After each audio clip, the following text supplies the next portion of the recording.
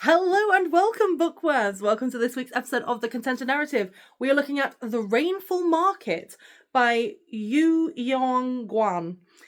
And again, I'm so sorry if I've mispronounced the name. I do try.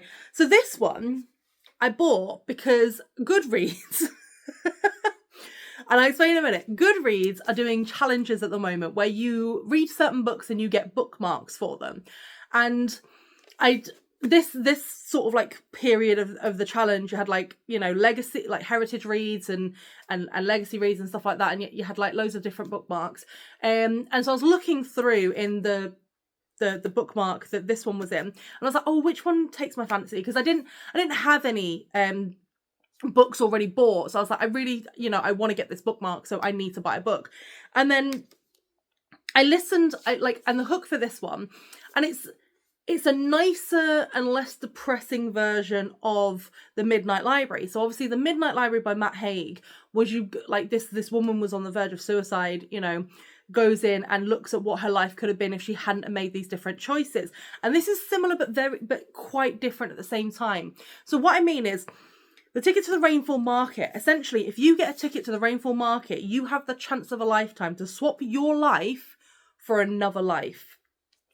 And how it goes is you have to write your this letter to this address to say how you would change your life and why you need to change your life. And so Serin, who's the main antagonist here, she writes a letter basically saying that, her dad's passed away, her sister's run away, she's living with her mum, but it's in poverty, she can't afford X, Y, and Z, like they're really struggling, and honestly she thinks that she could do with a better life. And so she gets invited to this Rainfall Market and she gets the golden ticket. So everybody gets silver, but she gets a gold ticket. And essentially you put your life into this glowing orb. And then from there, you then go around and you find another orb that you like, and you decide to take that one home, and that will be the orb that you are. That will be the life that you get. And honestly, it was so good because she was going through and she was meeting all these characters, and because she's got the golden one, she can see into the orb before you take the orb out. Because if you don't have the golden ticket, you only have a silver one, you take the orb that you think you want, you leave the Rainfall Market, that's your life. So what was an interesting take on this one was, when she was finding the orb, she was like, right, I want to be successful. And then she'll look at the successful person and they're like, oh, I really wish that I'd made time for love. So then she'd sort of collect that orb and then go off and find one for love, and so on and so forth. And while you're going through this story, there keeps being this thing of this rainbow orb that grants you this one amazing wish.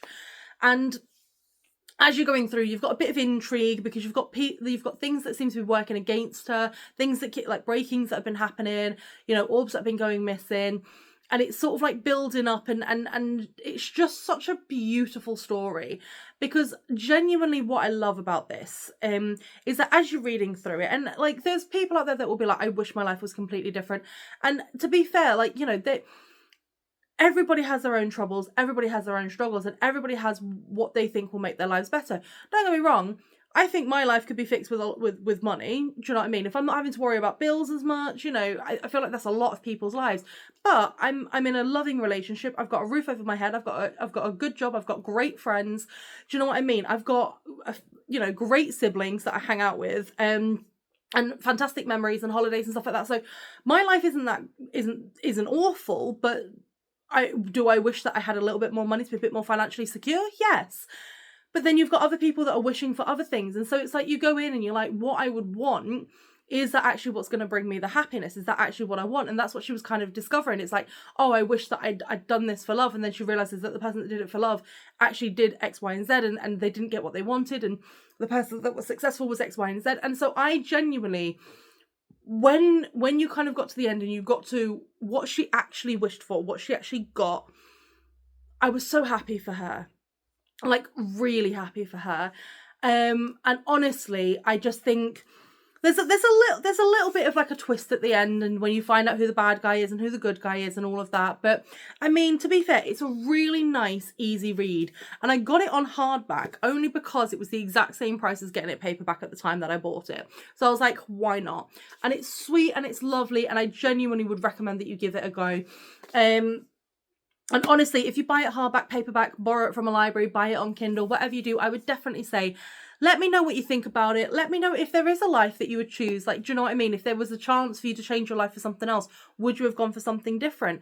It's that kind of thing. But every person has their own life, and I'm not going to say we're here for a reason or anything like that. I'm not that philosophical, but I do think, you know, it is what it is, and you make out of it what you can. But if you enjoy this book, do let me know. But thank you so much for your continued support, and remember to always keep it content.